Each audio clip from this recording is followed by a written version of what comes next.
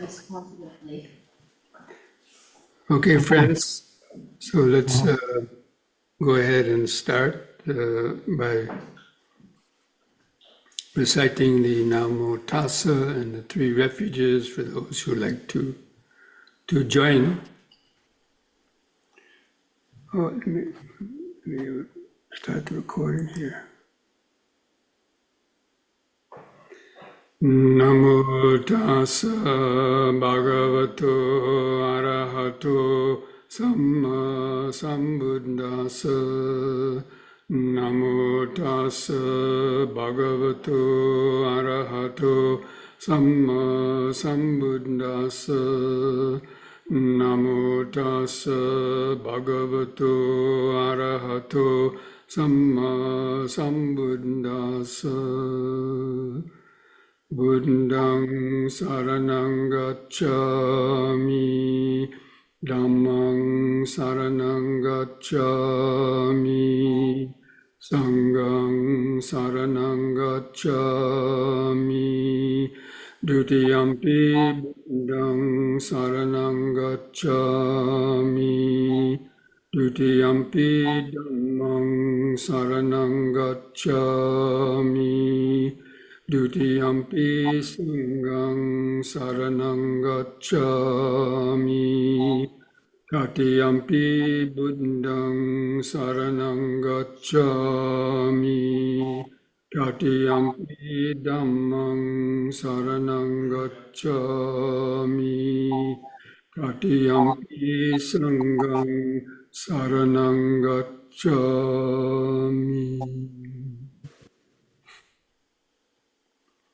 So good evening, friends. Welcome to this Wednesday evening Dhamma discussion and meditation practice. So the topic this evening is going to be on the big topic of consciousness. I hope that you were able to read the attachment, the content of that attachment beforehand. But if not, I'm going to be sharing that page with you now, so you can read some parts of that if you're not familiar with it.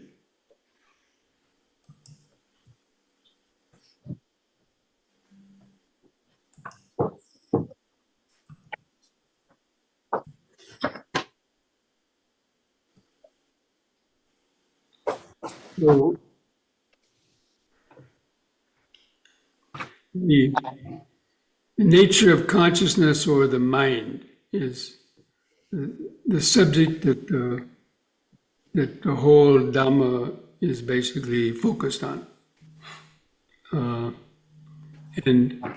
the Buddha, in one of his most profound verses, he said that the world, the arising of the world, the ceasing of the world, and the path leading to the ceasing of the world is right within this body with its nervous system and consciousness. And so basically, that means that our whole perception of the world is created within the mind and consciousness. Now, the mind and consciousness have normally people see them as kind of being the same thing. Because even Western science, they think that consciousness is just produced within the brain. But from the Eastern point of view, it's not. It works within the brain and through the mental process, but consciousness itself is a process in its own, and hopefully we'll be able to see that. Now,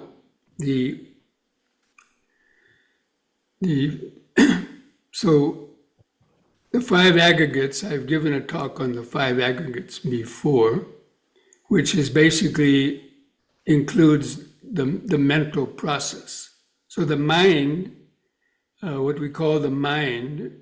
You wake up in the morning, or you may have dreams at night, seeing pictures and things in dreams, where those are being produced within the mind when you're asleep. But when you wake up, there's a different world. Now you're seeing things with your fleshy eyes. You're hearing sounds. You're feeling body sensations, and you're having memories. Oh, I have to go to work now. I have to get dressed, or whatever. What am I going to have for breakfast? And all these thoughts are coming through, the mind, and it's our consciousness is actually the knowing faculty. So when I mentioned the five aggregates make up the body and the mind. But consciousness is the knowing faculty. So consciousness itself is like the light. Now you're sitting in your house now, and if you turned off all the lights, and it was pitch black, then you wouldn't be able to see probably. But when you turn the light on, then the light is what lights up the objects. There might be objects in your room, but when there's no light, you're not going to see them. So you may walk around and you bump into them and bang your shin or, or hurt yourself because there's no light to see. So consciousness is like that light that allows us to be aware of things. And what you're aware of are what is coming through your senses. You're aware of sounds coming through your ears. You're aware of visible objects coming through your eyes. You're aware of smells coming through your nose, tastes coming through your tongue, and so many different sensations coming through your skin from the body. And also, you're aware of thoughts in your mind. Any thoughts that come to your mind are coming from our mind, but it's the consciousness that allows you to notice them. And so this nature of consciousness is what we're going to kind of focus on for a bit, because it's not very much understood. Now there's a whole chapter devoted to the mind in the Dhammapada, third chapter of the Dhammapada. And if you have that attachment that I sent out to you on our mailing, then you can refer to that later and read these verses. But these verses in the Dhammapada are basically about how to control this mind. It means control our reactions to what we're experiencing, control our thoughts, and to be able to let go of the negative type of thoughts that cause us problems. Thoughts of greed, hatred, delusion, egotism, thought of cruelty, and so on. We take actions upon them. So we create all of our karma through our reaction to the objects that are stirring up our memories. So basically, whenever something comes through your senses, a sound, you remember it from the past, and you either like or dislike that sound, or you see something, or you smell or taste something. Our world revolves around basically just reacting to what is coming through our senses, and that's based on our past experience, your memory, whether you liked the object in the past or disliked the object in the past, and how you've reacted to it and accumulated karma. So those are the sort of the contents of our mind, but the consciousness itself is the knowing faculty, or the light that allows you to experience those things. Now, there's a term called the signless consciousness, or there's this verse in the Anguttara Nikaya that about an intrinsically pure mind, or the luminous mind. And it basically refers to the consciousness where all of those mental reactions and thoughts have subsided, or once the five hindrances have subsided and you develop a more deeper level of concentration, then all of our thoughts and reactions toward what is coming through our senses basically subside or kind of go to sleep temporarily.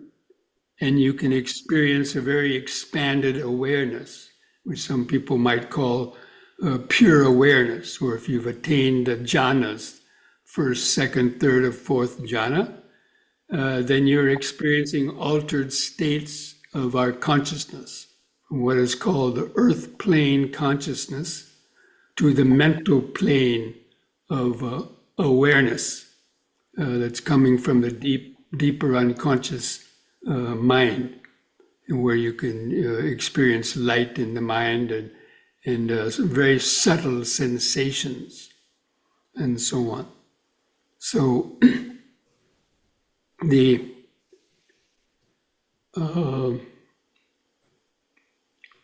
so this idea of, in the practice of the Dhamma, basically is to purify the mind of greed, hatred, and delusion, so that we can experience a consciousness that's free from those what are called the impurities. But most people have not experienced the kind of the pure state of consciousness. Or when you attain deep state of concentration, you're no longer reacting. You still can observe some thoughts and you can feel blissful sensations. So those are, what we call altered states of consciousness.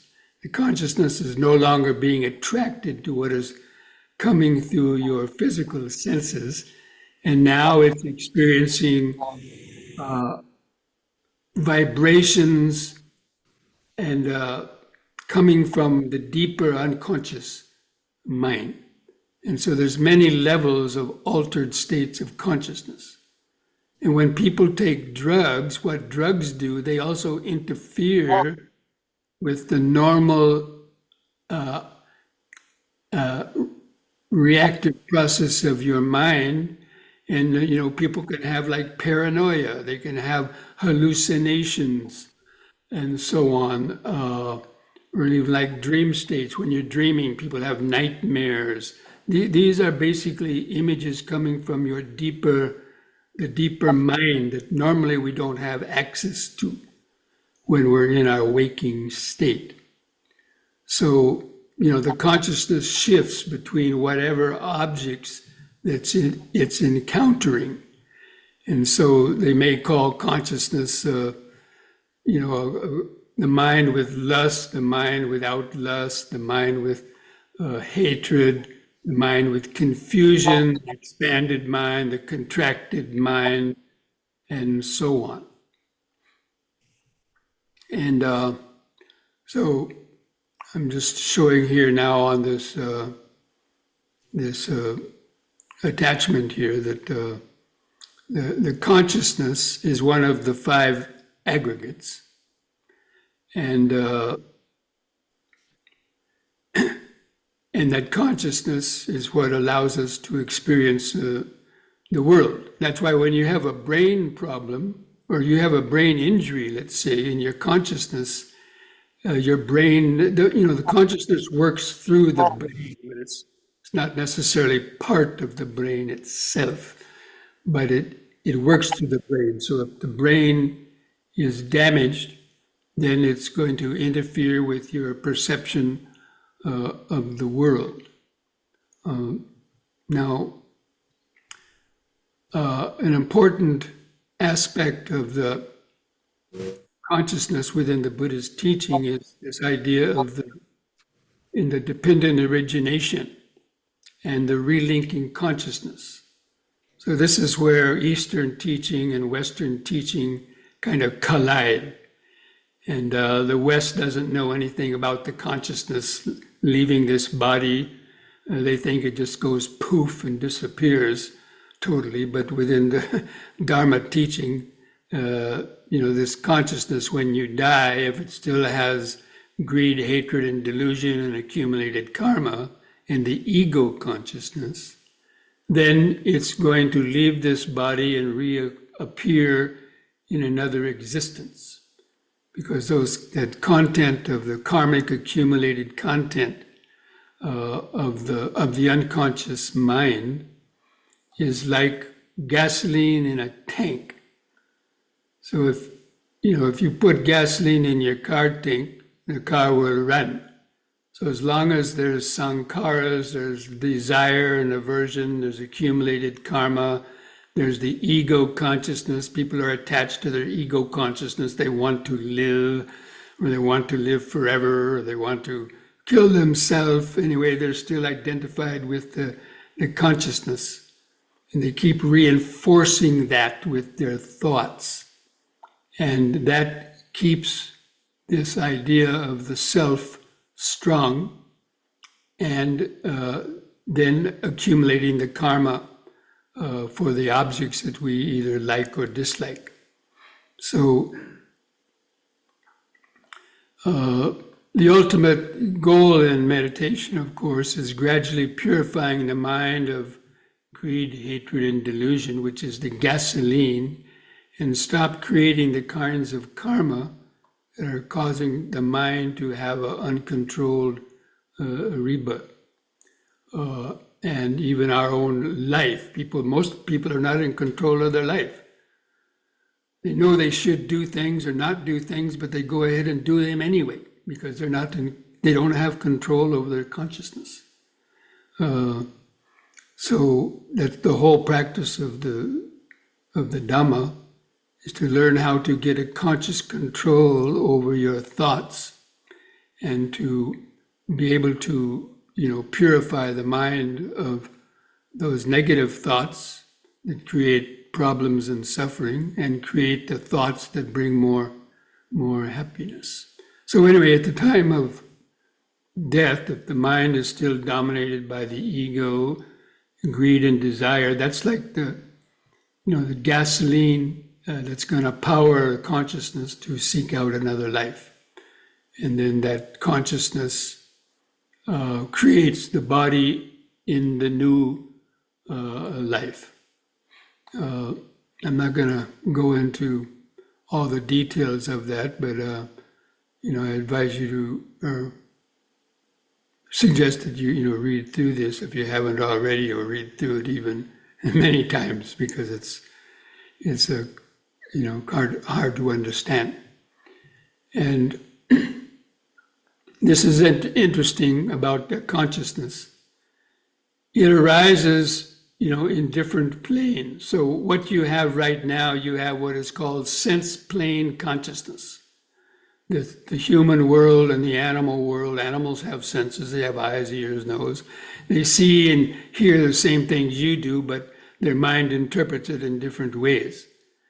But there's other realms of the subtle consciousness, what are called the sense sphere consciousness, which is when you enter the jhanas and you lose the sensory cognition of this world, and you reach what are called the formless jhanas, or the higher jhanas. You're no longer reacting to sound, sight, smells, taste, touches. You enter another plane, dimension of consciousness. And then there's the supramundane consciousness of people who've attained the stages of enlightenment. Now,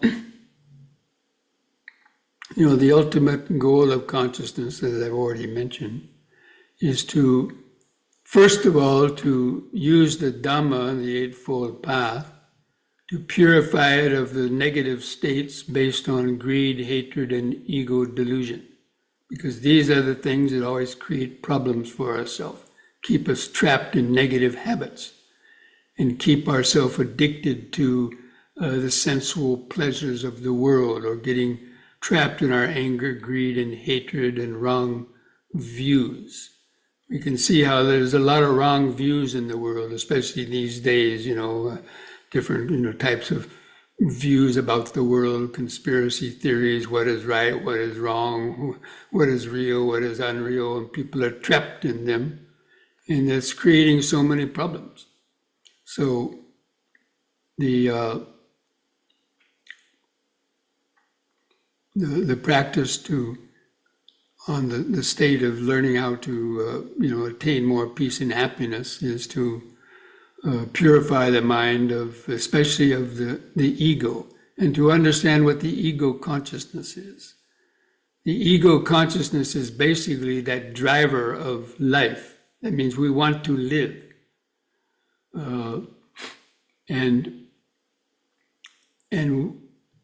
But we want to live in order to experience the world, because our whole life depends on this world. We don't know how to live without this world. And that's why when things happen to people, they want to commit suicide, because they feel that this world is no longer giving them happiness, and they're suffering, so they want to end this world by, let's say, taking their life. But from the Buddhist point of view, that's not the end of the mind. The consciousness will go on. But anyway, it's a very deep subject. But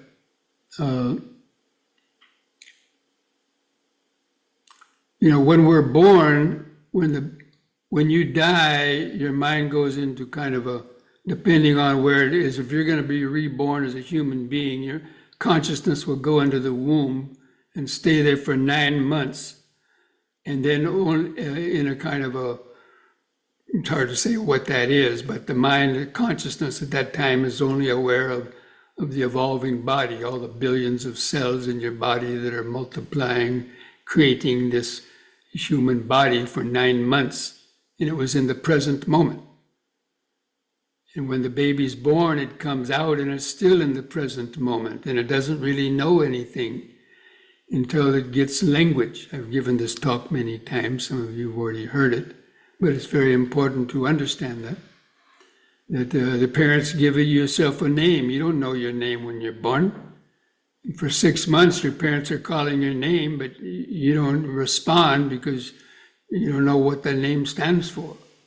But after your senses have developed a bit, after about 6 months, 8 months, the parents call your name, and then you start to look at them. And now you're identifying a name with this thing you're carrying around, this body that's feeling pain or pleasure. And then you start learning language.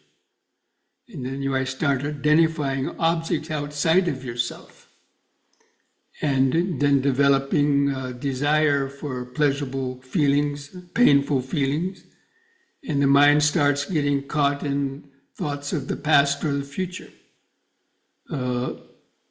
And that's connected with pleasure and pain. But that consciousness of the baby, even though it does feel pain and feels pleasure, is not caught up in so many morbid thoughts about it. They're kind of more or less kind of spontaneous, knee-jerk reactions.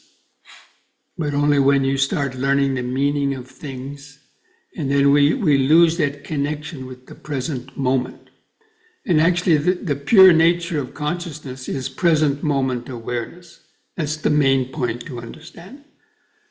That the consciousness in its pure nature is just a vast, expanded awareness in which things are coming and going through it, but the mind is not creating thoughts of the past and the future about it, and along with it bringing up the fears, worries, anxieties that thoughts of the past and future bring. And that one can learn how to live in that state of present moment awareness. People like the Buddha, or people who have attained the stages of enlightenment, but especially the Buddha. When he attained enlightenment, the Buddha's consciousness is permanently in a state of present moment awareness. Now, objects are coming in and out of it. The Buddha could still think, and for 45 years of his life, he walked around giving Dhamma talks, interacting with people, but his consciousness was grounded in that present moment awareness without the ego consciousness.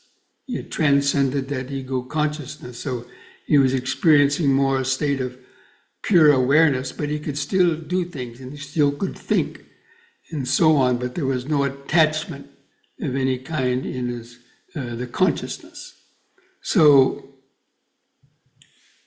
and when people like that meditate, or you can get into states of the higher jhanas, and if you could master the states of the form jhanas and the formless jhanas, and if you were had reached the stage of enlightenment of an anagami or arahant, you could stay in a state called nirodha samapatti, which is the state of feeling and perception. And this is said to be the equivalent of nirvana after the Buddha died. Although there's differences of opinion about that. But the main thing is that that state of ultimate reality, when somebody like the Buddha or an Arahant dies, that their consciousness no longer returns to a conditioned state.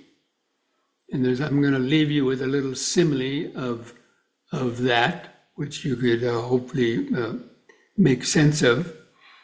Like our ordinary state right now, you have a sense of yourself and you're listening to this talk, and Bhante Rahula, some person there that's giving a talk, because that's being created within your conditioned consciousness. But if you're able to attain that state of deep awareness where the mind reaches that cessation of perception and feeling, or when the thoughts subside, then those that connection would be disbanded. So anyway, it's like this.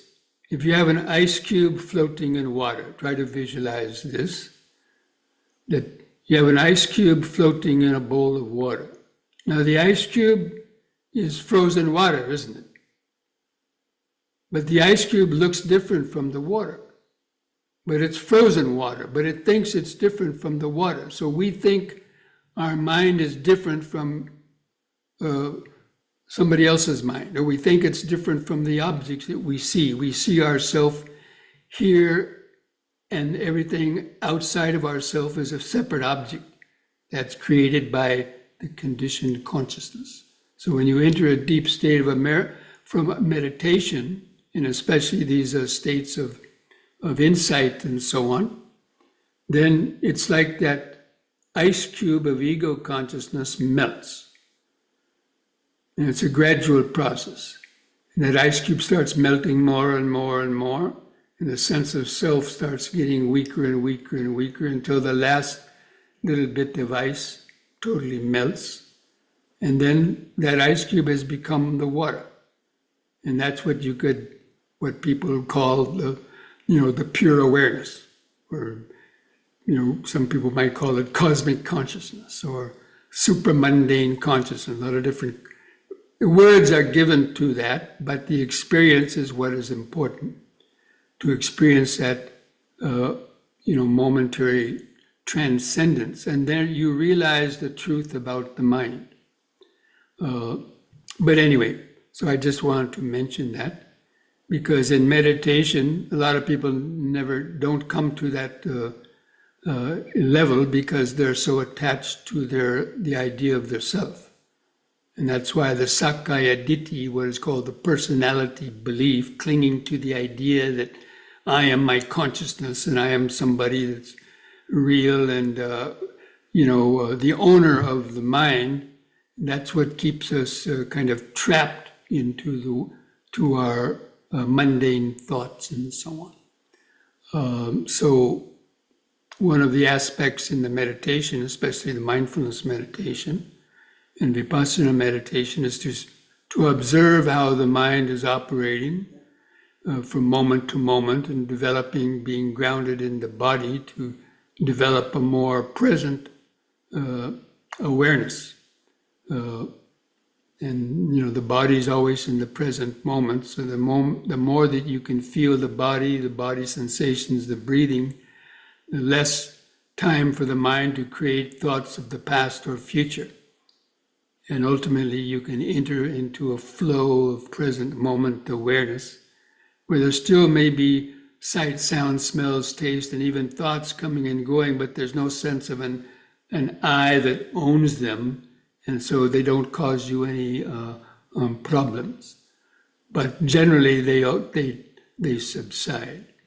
So anyway, this is how each person has to in the meditation. I mean, that's all what the practice of Dhamma is really about. The ultimate practice of Dhamma is to be able to develop that kind of mindfulness and insight by developing mindfulness, concentration, and wisdom over many, many years. For most people, it's a gradual process, but one has to understand the right methods for meditation to gradually come to those levels of insight. So anyway, friends, that's what I wanted to mention in this talk. And now I'm going to go off of the screen sharing. And now if any of you have any questions about anything that we were talking about or that subject, then I invite you to, ask some question. There's no questions in the chat box. You could write something in that, or you could just use the little icon of the golden hand to to ask a question. So if there's any questions come up based on any of that what I've been talking about. So there's Christina. I see your hand there. Do you have a question, Christina? Yeah, Bhante, thank you so much. I want to ask, in the text, it says that a person who attain Nirodha, they can they have to come out of that state or the body would die. Why the body would die? Because the activities of the mind and body have been reduced to the very bare minimum. That's why it's called a cessation of feeling and perception. The senses are no longer really functioning, and your heart is just functioning to the bare minimum to circulate the blood. But if it's more than 7 days, it may not be enough to sustain the life and the body would die. That's why people, 1 out of 1 billion people probably could attain that state anyway. So it's not a common state by any means. And you have to be already an anagami or an arahant, according to the text, to attain that state. So I don't think it's anything that any of you have to worry about at this point. But there's other levels. So that's the only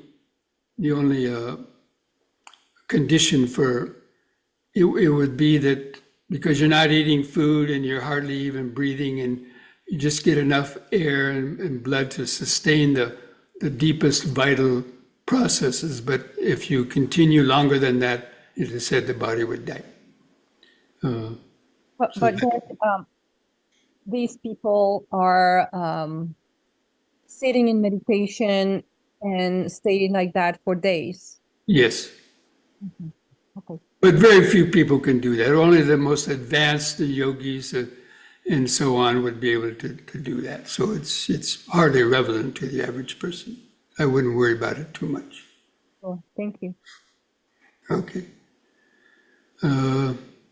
Samir, you have a question?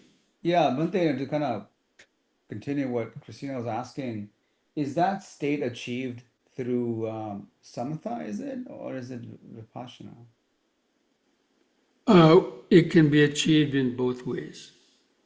Okay. Now, a person who wants to, if a person is able to reach all 4 of the form jhanas, that means up to the 4th jhana, which still has a remnant of the sense consciousness, the world, then they go on to the higher jhanas called infinite space, infinite consciousness, nothingness, and then the eighth jhana of the neither perception nor non-perception. Now, this is the most rarefied state of awareness. It's like you can't even tell whether you exist or you don't exist. The perception is so subtle that and only then, and so if you are already an anagami or an arahant who've destroyed so many of the fetters, you could attain that state, the next state, or sometimes called the ninth jhana, but it's not really a jhana. It's called Nirodha Samapatti, the feeling of perception and feeling. So before you had perception of infinite space, then you had perception of infinite consciousness, then you had perception of nothingness. It's a kind of a mental perception. Then you had, it's a state called neither perception nor non-perception. You can't even imagine what that would be. And then only because the Arhat has experienced Nibbana that they could then experience this state which is tantamount to Nibbana.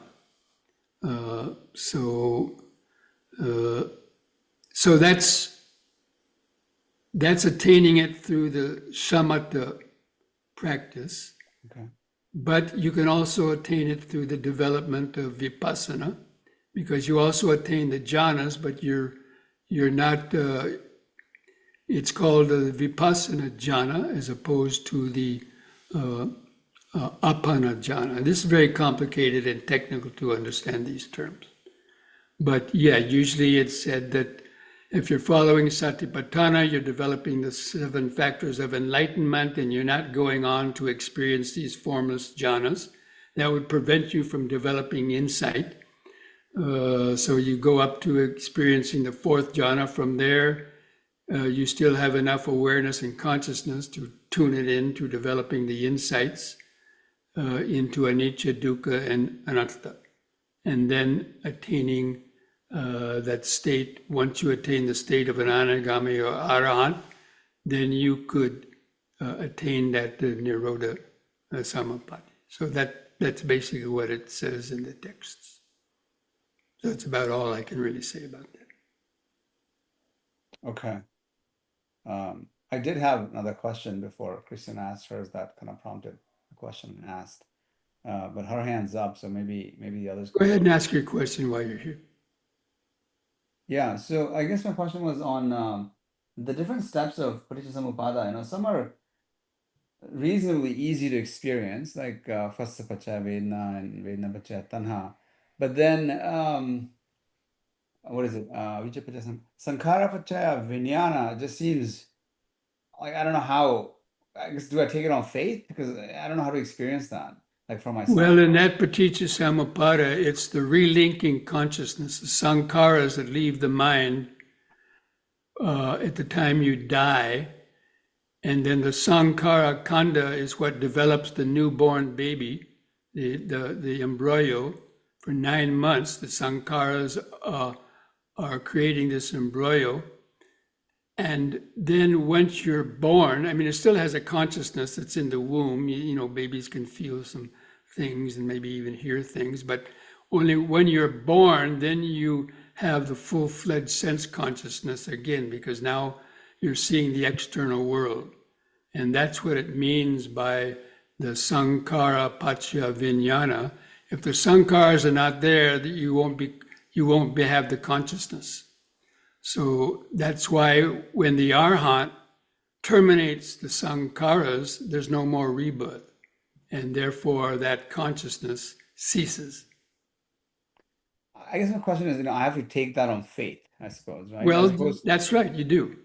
As opposed to, because the Buddha famously said, right, come see for yourself. And I Well, can't but most people don't stay with it far enough to see for themselves. They stop that seeing at elementary levels, and he's talking about the very deepest levels. You get glimpses of insights. But these things, again, they're not easy to understand. And that's why it takes a lot of development. And only when you've developed a level of jhanic awareness, jhanic concentration, only then you're going to start actually realizing, oh, yes, okay, there's something to this, and understand it. Otherwise, if you try to understand it with just a or intellectual understanding, you're going to. That's why the Buddha said, you can't understand this Dhamma without the meditation. Yeah. Maven, do you have a question? Is there a Maven Wijatunga there? Yes, this is his wife, Terosana Bhante. Okay. I have a question. This is regarding, it's a very, very rare thing, I would say, but a lay person, when they develop their mind through meditation or whatever, if they become arahant stage, I was told that, heard that either they have to ordain soon after that, or you want to live for more than 7 days. Can you explain that story? Is it true, or like how I does it can't work? say it's true. These are, some of these strange things that you may hear about, and different scholars, different monks may have different opinions about it. But it is said that the actual Buddha's father attained arahantship while dressed in his kingly clothes and riding an elephant. So go figure. Now that's maybe one case of that maybe mentioned. But most of the people, lay people, they attain the stage of the anagami and then attain arahantship from that stage, or the lay people can attain the stage of the sotapanna, and the once returner. There was instances, many hundreds and thousands of lay people attain those stages, and they're reborn maybe once or twice more, and they attain arahantship after that.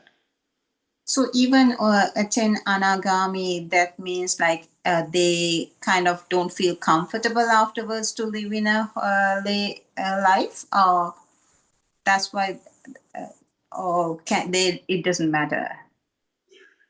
Like with their Look, when you attain those stages, you're naturally going to get disinterested in normal life. sure, yes. That's So the whole point. yeah, okay. Okay. But not everybody might be able to attain the arhat stage in this life. That's why there are these different levels that a sotapanna could take up to 6 more lifetimes before they attained arhatship. The once returner, he has enough desire to come back one more time and then attain full enlightenment. Thank you, Bhante. Okay. You're awesome.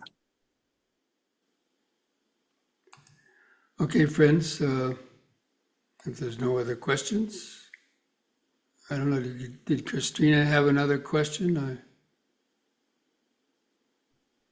No, sorry. I just left my hand up, but no. Thank you so much. Very interesting. Okay. Okay, friends, so let's go ahead now then and take a few minutes break, come back and then do some breathing and stretching and get ready for the meditation, because that's really where it's at. That's the only way you're really going to understand Dhamma, is by developing mindfulness and concentration to deeper and deeper levels. Okay? So we'll go ahead and take a few minutes break, and we'll see you back in a few minutes.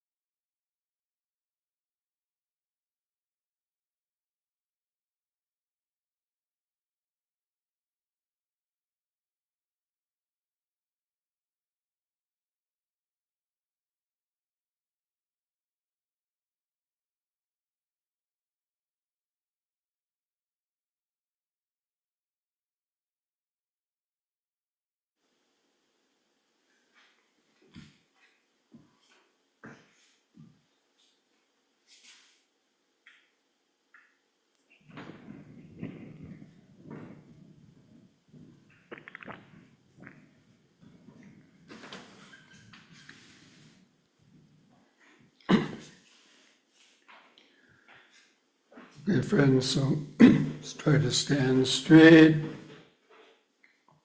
Relax your arms at the sides. Relax your shoulders. Just gently close your eyes. Just focus on your feet pressing the floor. Try to feel the weight of the body pressing the feet on the floor. And try to feel the height and the weight of the body over the feet.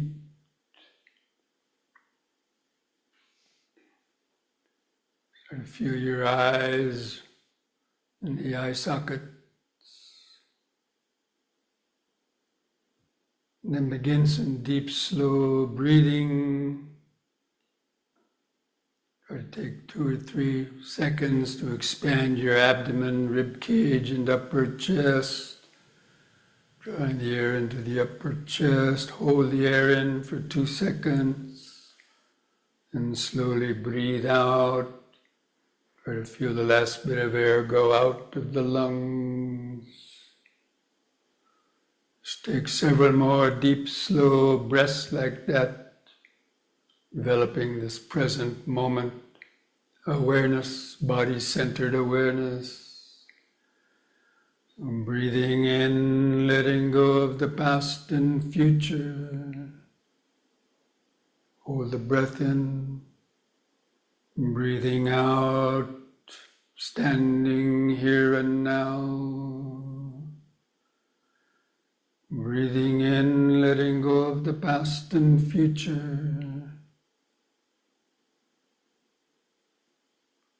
Breathing out, standing here and now.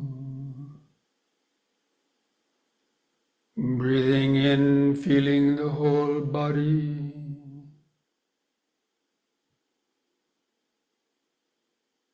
Breathing out, feeling the whole body. Now we're going to combine this breathing with these movements, coordinated movements. We do the movement while breathing in, holding that position for 2 seconds, returning to the starting point on the out breath, repeating each one 3 times. The idea is to try to feel the different body sensations being generated by the movements to help keep the mind centered in the body, letting go of your thoughts.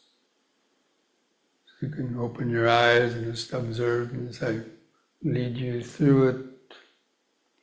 So on the next in-breath, raise your arms over the head, interlock the fingers, turn the palms up, straighten the arms, stretch your head back, stretch upwards, and release your fingers, and on the out breath, lower the arms back to the sides, feel the air going out as the arms come down. And again, in-breath,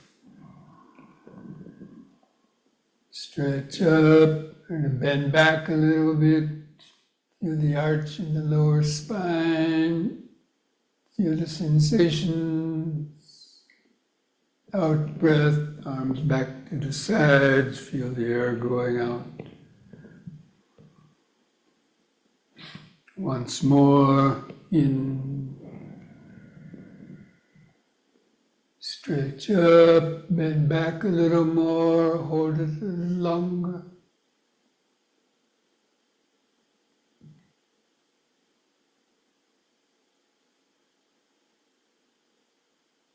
Out breath, arms back to the sides. Close the eyes, keep feeling the body. Feel the outline of the body, sense of the head on top, arms at the sides, clothing touching the skin, feet pressing the floor. Try to feel the increased aliveness of the body, just letting go of your thoughts. Just remember standing, standing, standing.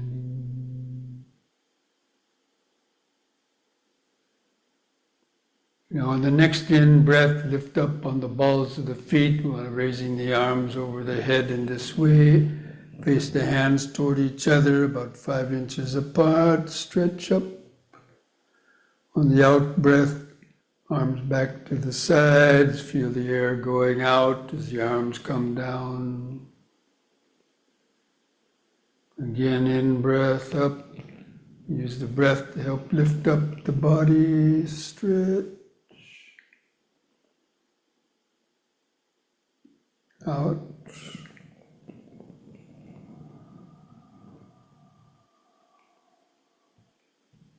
Once more, in. Stretch.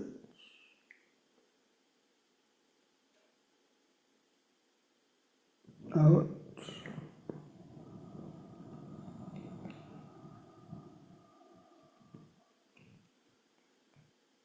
Relax.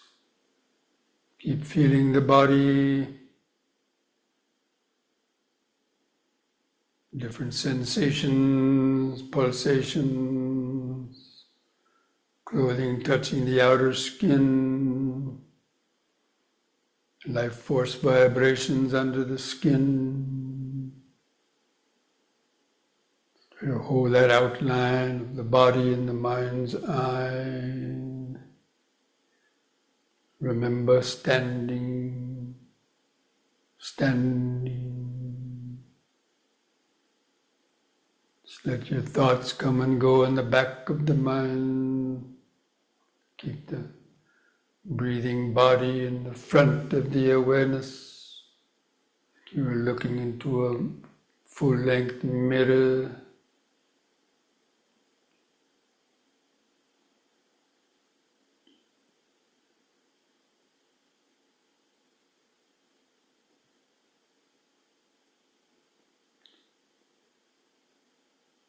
Okay, next we'll do side bending using both arms. On the in-breath, raise both arms up. And keep your fingers and arms straight, close to your head. On the out-breath, bend over the right side as far as you comfortably can. Keep the arms and hands parallel to each other like railroad tracks. In-breath, lift up. And then bend over the other side, out-breath.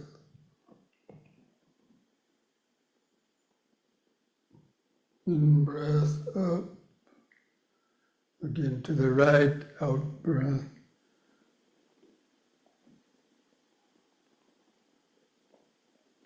In, out,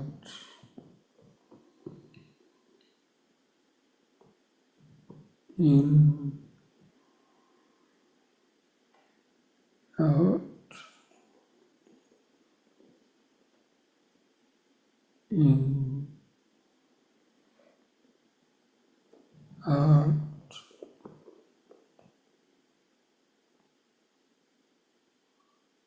in. On the out breath, lower both arms. Just close the eyes, feeling the body. Feel that increased pulsation, sensations in your hands and fingers.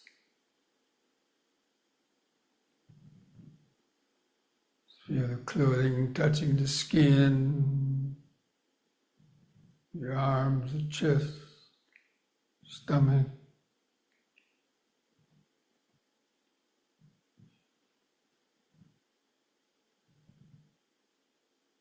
Be aware of any little aches or pains. Just remember standing, standing.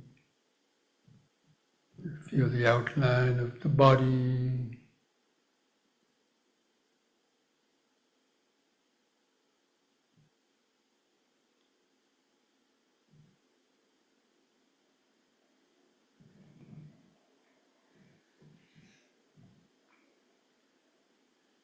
Next we'll do the knee bending or squatting.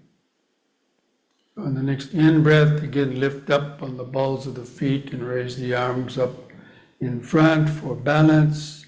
On the out-breath, bend the knees and lower the body down, balancing on the balls of the feet. Come down into the squatting position if you can. And on an in-breath, feel the muscles in the legs pushing the body up on the toes. Again, out-breath.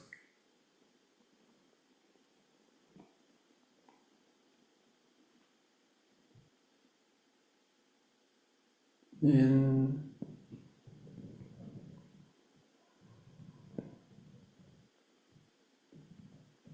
Out.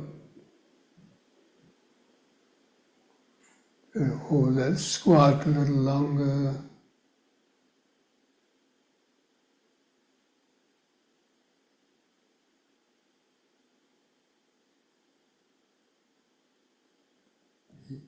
In.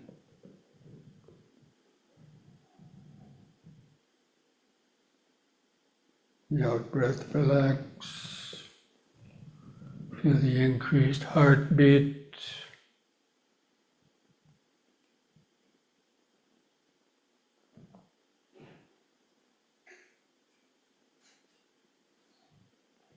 The other pulsations.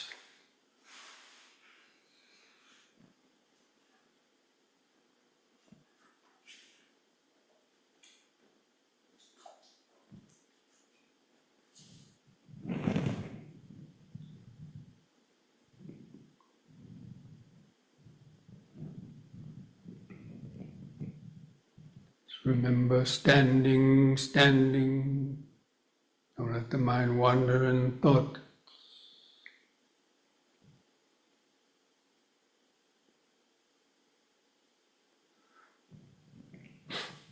Okay, now spread your legs apart about 3 feet.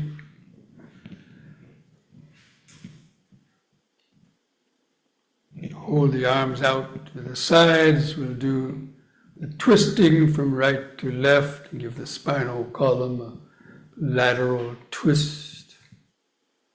So breathe in. On the out breath, twist to the right and let your feet turn a little bit. Keep your eyes focused on the hand going back. The in-breath, come back to the front. Let your feet turn with the body, then twist to the other side, out breath.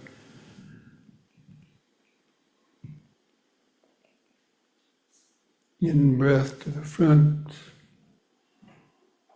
and then to the right, out breath.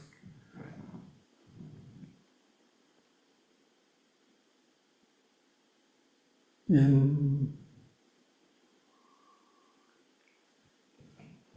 to the left.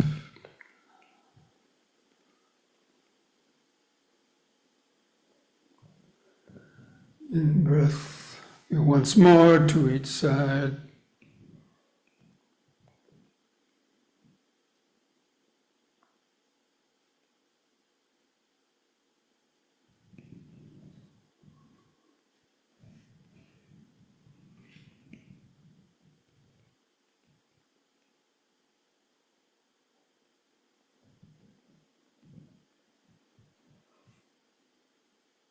Relax. Feel each foot pressing the floor.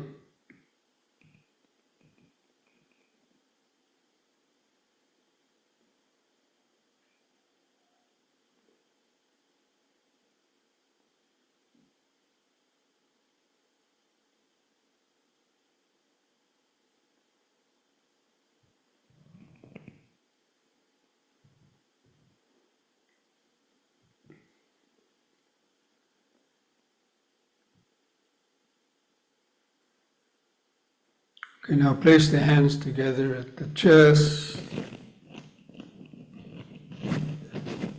On the in-breath, raise the hands over the head.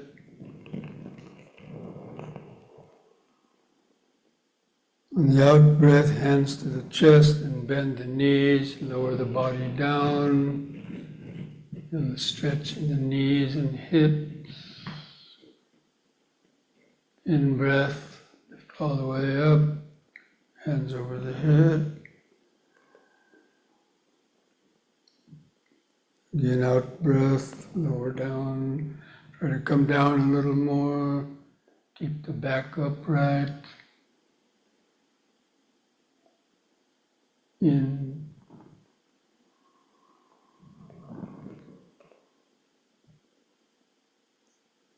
Out.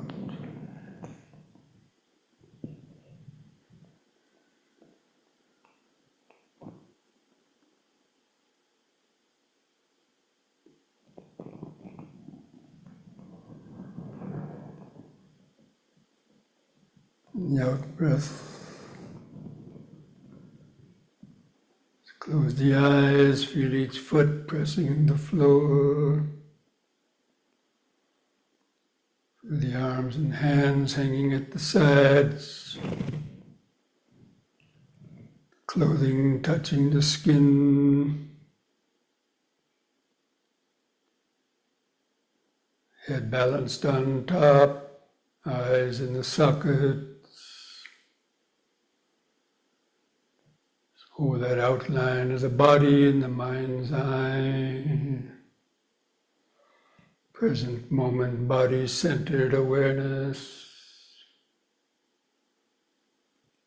First stage of any deeper meditation.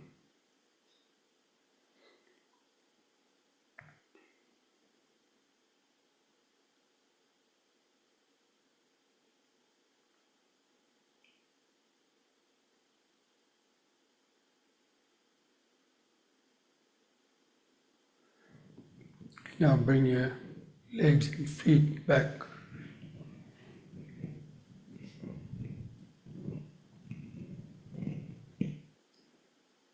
Just standing straight, do the head turning from right to left. On the in-breath, turn your head to the right. As far as you comfortably can, look over your right shoulder. On the out breath, turn the head all the way back to the left, to look over the left shoulder. In breath, back to the right.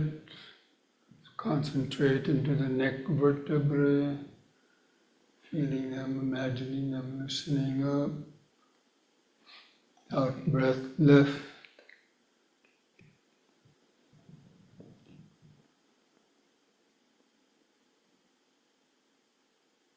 Once more to each side.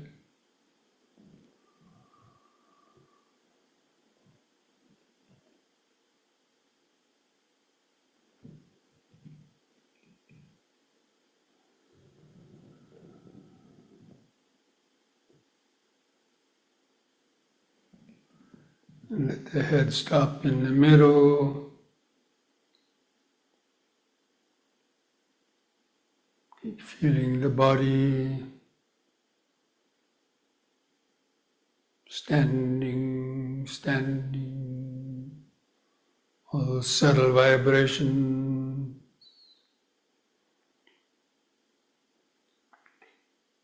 Okay, we're going to do one last exercise, the backward and forward bending.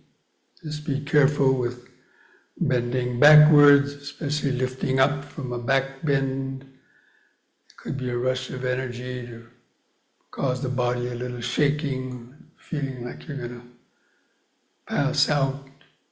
Just don't bend back too far the first time. So turn your palms facing outward, so the little fingers touch together.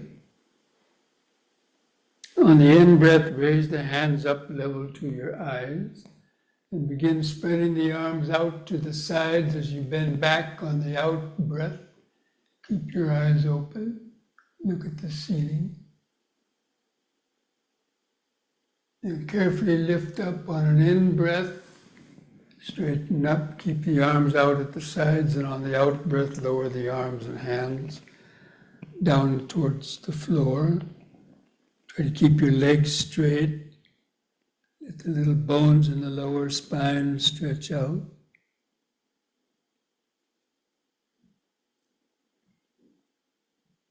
And begin lifting up. Turn the palms outward again. In the in-breath, raise the arms up. Out-breath, spread them out to the sides, bend back.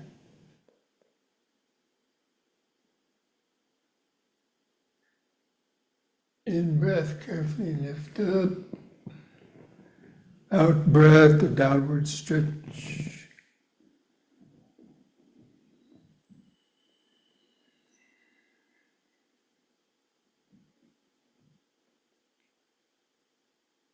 Once more. In, out.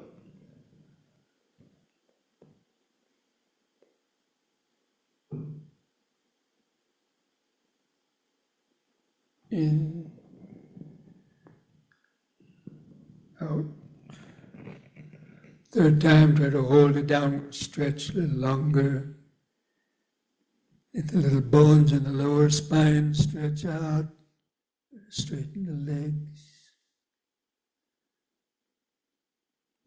Feel all the sensations.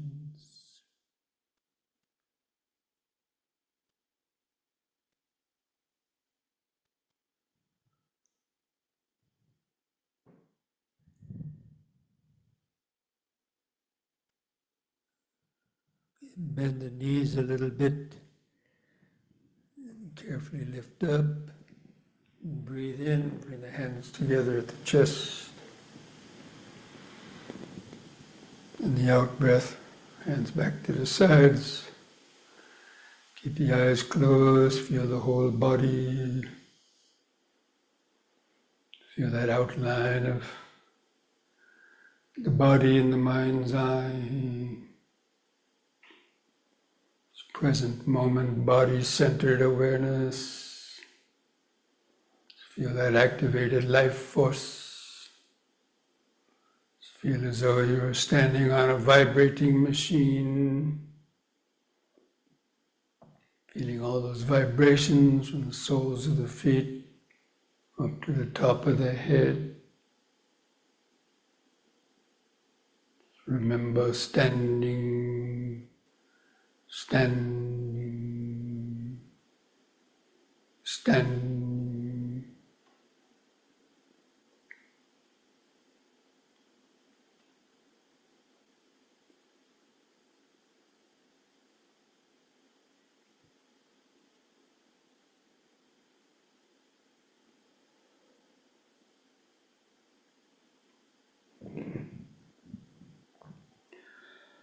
Okay, now let's come back to our seats, get ready for the sitting.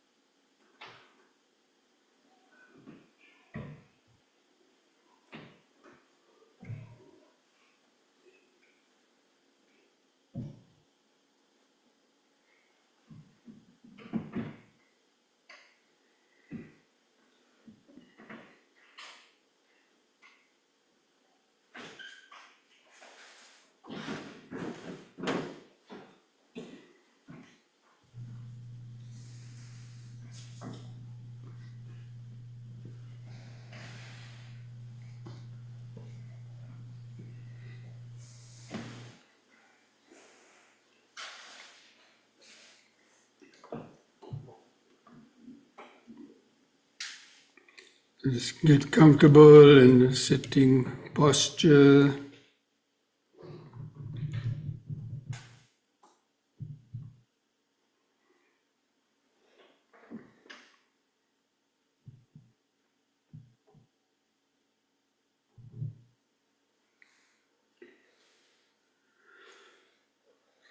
Try to align your back of your head and spine in a straight line.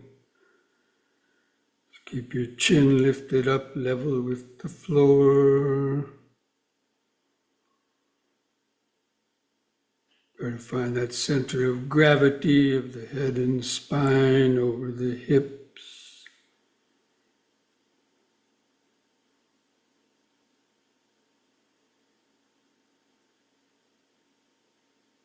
Just feel your buttocks pressing the seat.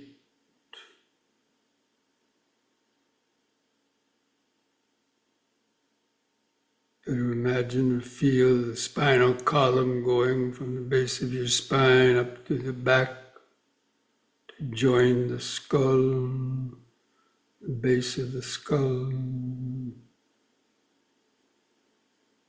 Feel the head balanced on top.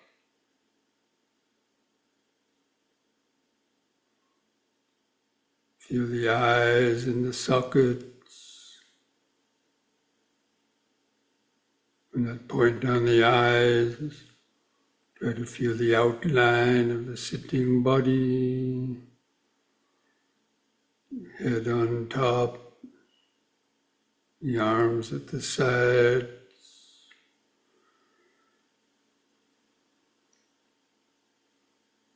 Hands touching together.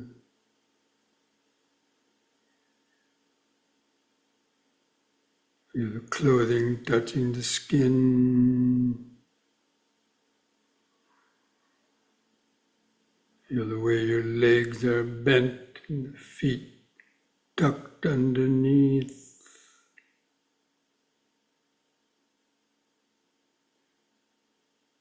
Try to hold that outline of the sitting body in the mind's eye.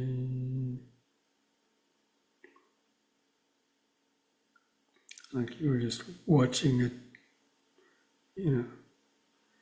through a mirror sitting. Then begin some deep, slow breathing. After breathing in, hold the air in the lungs for 2 or 3 seconds. Squeeze all the oxygen out of the lungs into the bloodstream.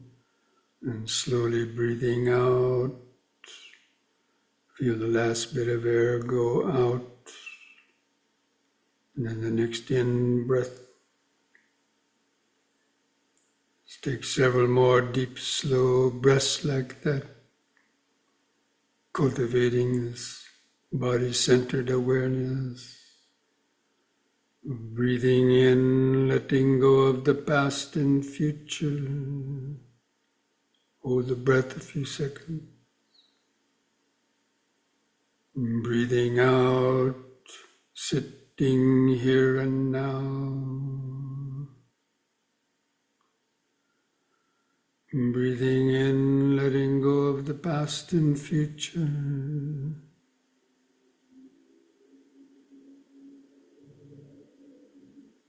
Breathing out, sitting here and now.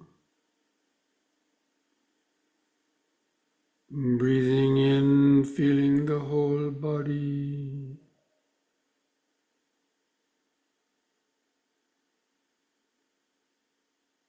Breathing out, feeling the whole body. Now we're going to count the breaths from 1 to 10. Develop a more continuous concentration on the breathing. I'll do the counting for you. Just try to follow that with your breathing and concentration. So at the next expanding in breath, mentally count to 1. Hold the breath a second.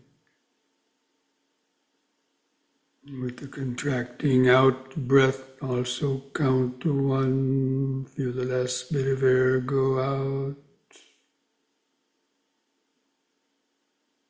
And the next in breath, 2.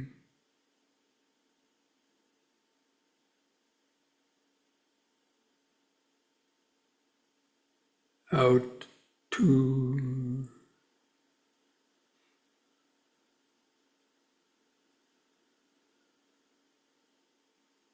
In, 3.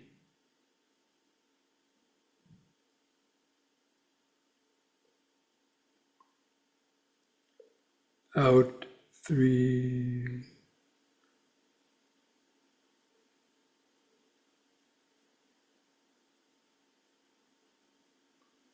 In, 4.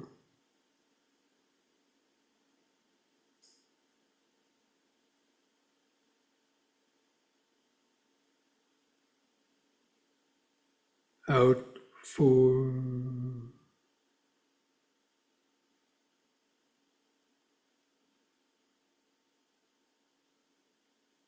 In, 5.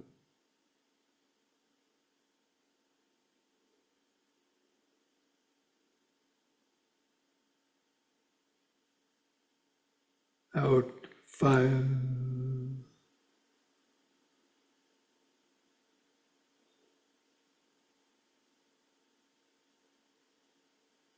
In, 6.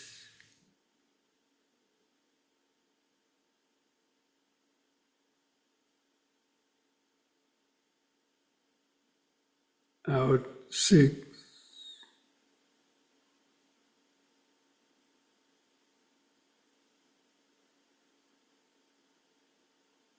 In, 7.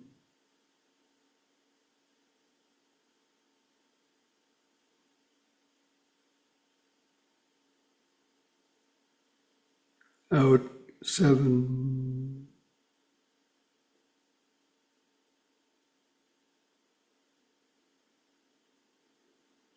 In, 8.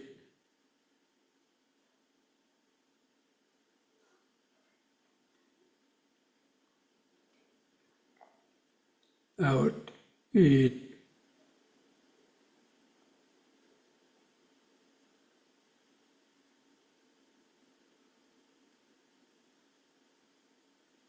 In, 9.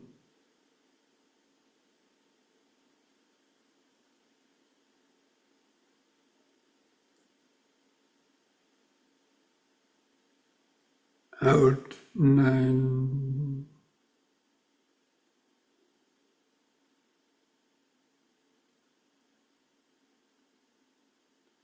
In, 10.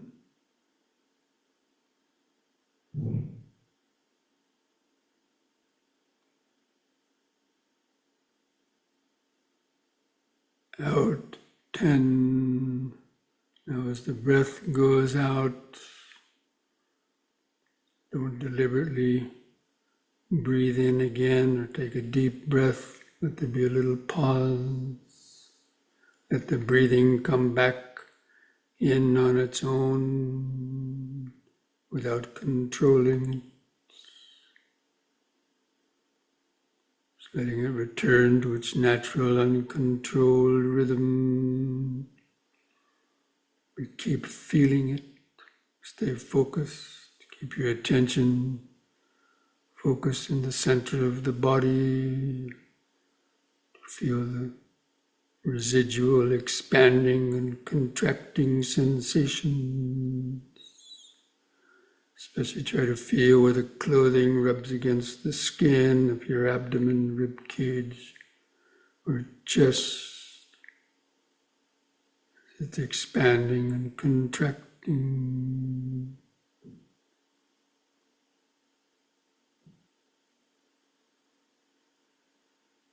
Just tune in to the 4 phases of each breath cycle.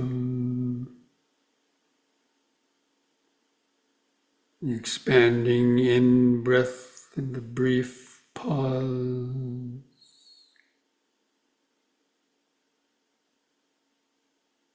The contracting out breath and the brief pause.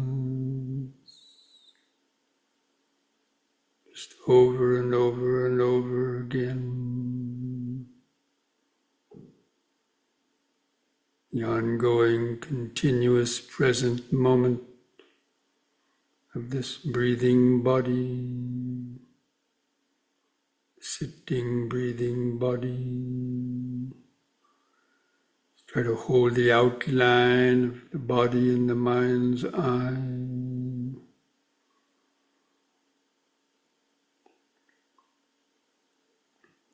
Try to be like a scientist looking down through a microscope, observing an experiment. Observing this experiment, this process of breathing, the expanding in breath and the brief pause, contracting out breath and the brief pause. So many different little sensations can be noticed.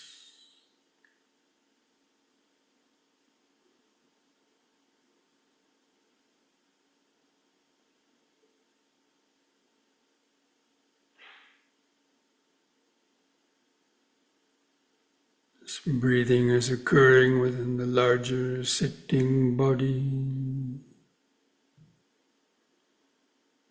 Even while feeling the breathing, you can feel other sensations in the body as well. They naturally appear in the awareness, the consciousness, in the clothing touching the skin,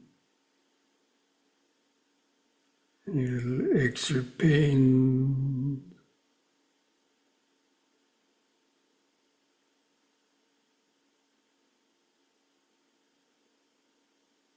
Just keep remembering, just in, sitting, out, sitting, some breath by breath, moment by moment, just letting go of your thoughts. Just let your thoughts come and go in the back of the mind. Just keep these sensations of the breathing body in the front of the awareness. Like you are looking into a mirror, just watching the body, sitting and breathing, feeling it, sitting and breathing, knowing it, sitting and breathing.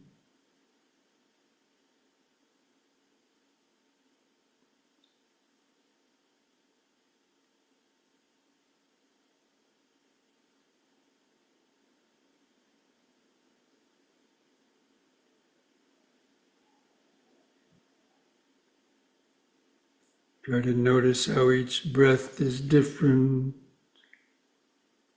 Sometimes it's longer, sometimes it's shorter. Sometimes you feel the breathing more in the abdomen, sometimes you feel it in the rib cage or the chest. It's always changing.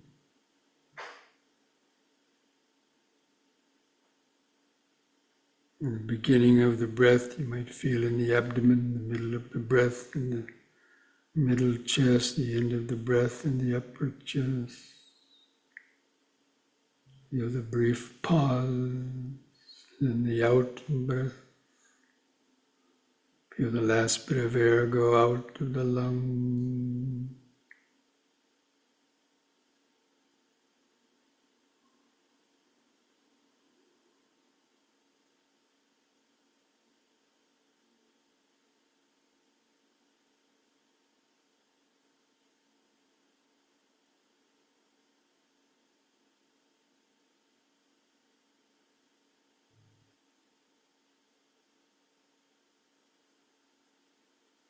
Especially with each out breath, just follow that contracting out breath down to the end.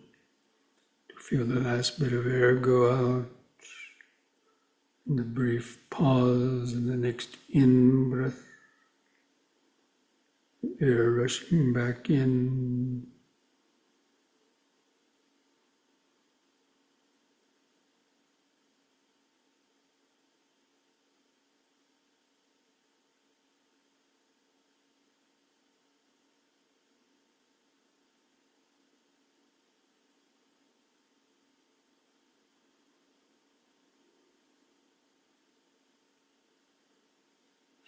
In, sitting,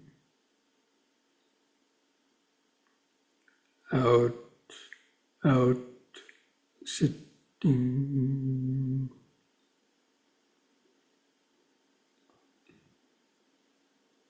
Developing this ongoing, continuous, body-centered awareness.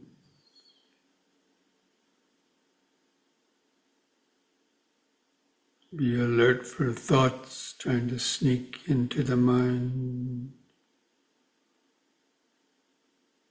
Just keep letting go of the thoughts.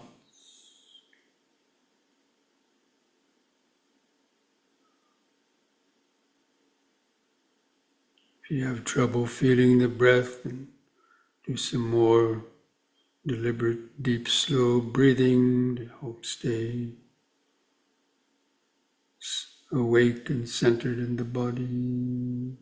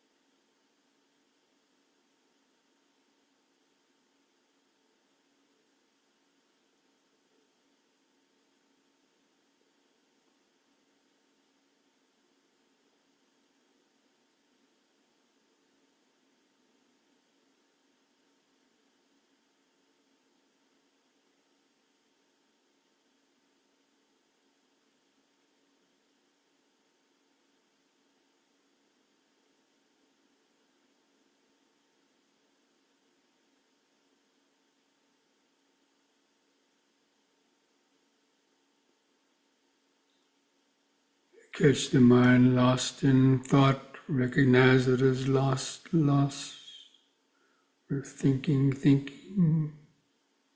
Take a deep, slow breath. Bring the mind back into the body. Back to in, sitting. Out, sitting. Breath by breath. moment by moment. With each out breath, just allowing the body and mind to relax more and more into the present moment, the here and now, feeling subtler sensation.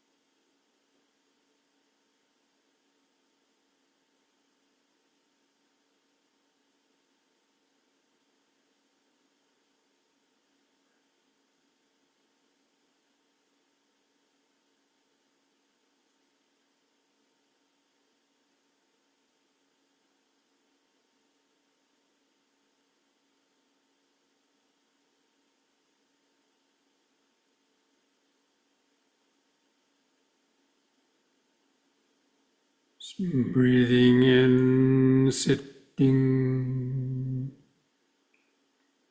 Breathing out, sitting. So many sensations coming and going. Sounds come and go. Pleasure or pain come and go. Perceptions, thoughts, ideas come and go. Thoughts of I, me, or mine come and go. These are all just a conditioned flow of the five aggregates coming and going in their impermanent, changing nature. It's coming and going through the expanded space of awareness.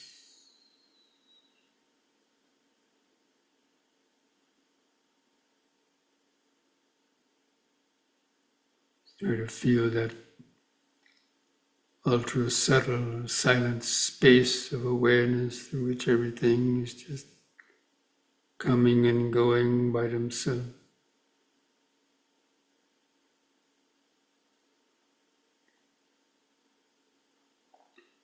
If you get to that point of good awareness of things coming and going, with a sense of I and me is not very active, just try to become like an empty house with nobody home to answer the call knocking on the sense door.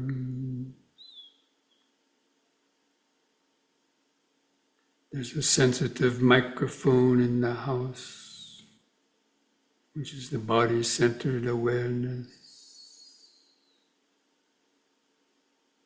and the knowing consciousness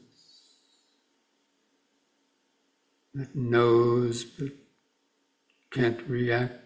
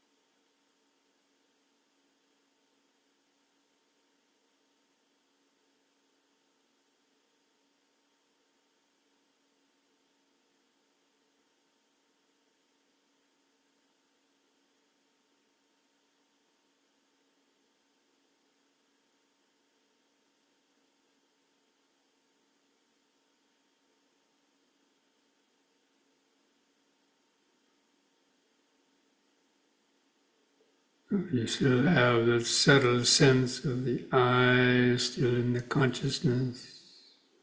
Start to see it like just a nice cube floating in the ocean of awareness. Just let that ice cube, the eyes, gradually melt away to become the ocean of awareness.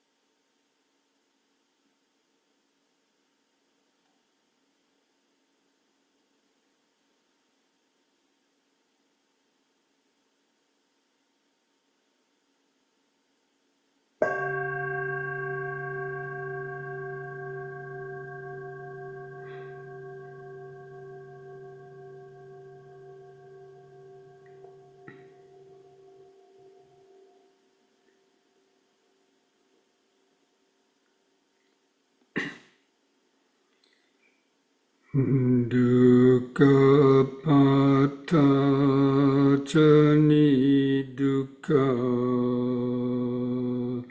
bhaya pata chani bhaya Sokapata jani sokha hontu sabbi pipani no.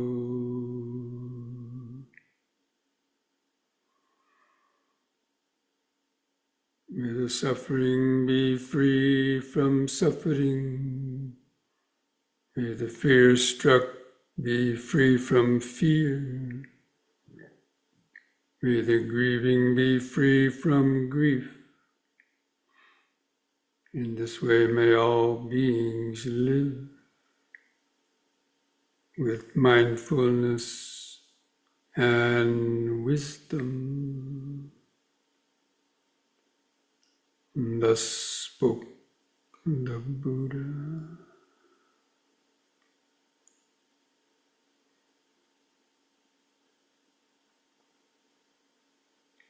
To finish this meditation, I invite you to join in chanting the word sadhu 3 times slowly. We do that chanting on a long out breath.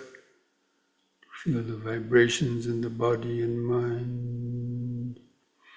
To take a deep breath.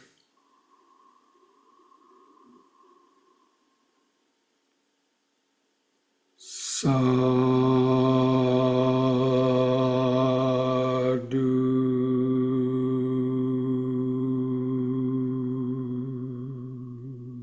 Breathe. Sadhu.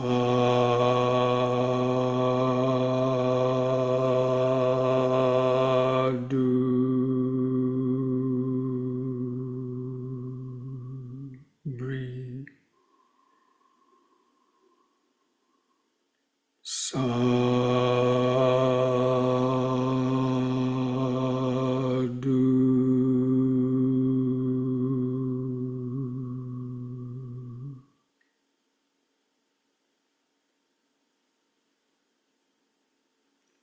Now place your hands at the edge of your knees.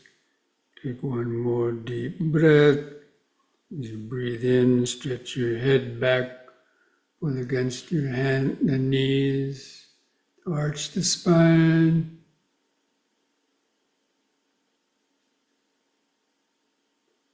And lift the head up on an in-breath, and on the out-breath, press the chin to the top of the chest to stretch the neck vertebrae.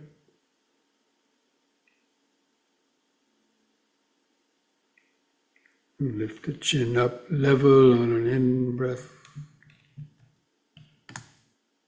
And relax on the out-breath. Put a smile on your face.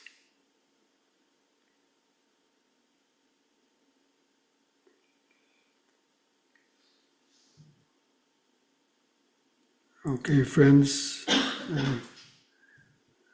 There were some questions in the chat box that I didn't get to. So if you're free to sign off if you want. But if you want to hear these, I'm going to try to answer some of these few questions. So to clarify, there is only one consciousness. Well, consciousness is the knowing faculty, but it's constantly changing, arising. But there's a state of awareness that's sort of beyond consciousness. But it's basically the consciousness, but it's, so many objects are coming and going through that consciousness.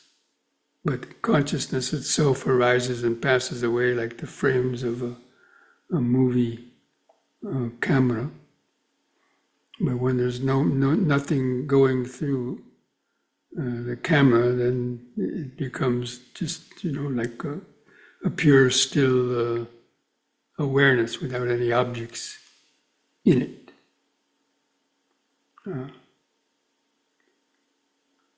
Is the mind no longer in existence in supramundane consciousness. There's no ego in it. There's nobody that can do anything with it. It just is. And the Buddha said you can't really explain that in words, what that state is like. So normally we don't try to explain that, but that little analogy that I gave, like the ice cube floating in water, when that melts and dissolves, and there's become the water, it's not recognizing any individual objects. So it's difficult to try to explain exactly what that is like.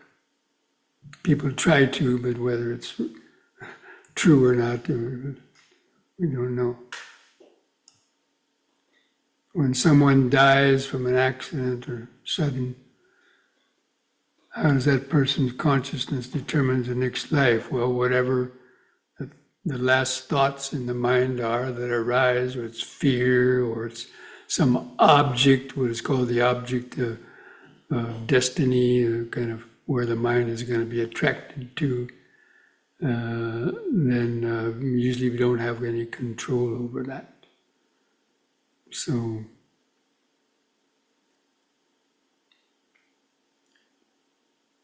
and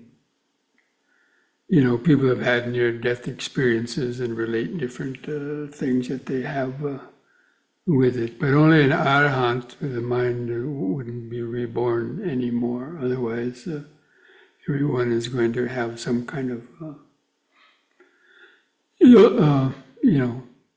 an awareness at the time of death. But again, it's hard to explain exactly what that is because I can't, because I haven't died yet. So anyway, friends, so until next time, be well, be safe, be mindful, be wise. Mindfulness a day keeps dukkha away. Namo Buddhaya.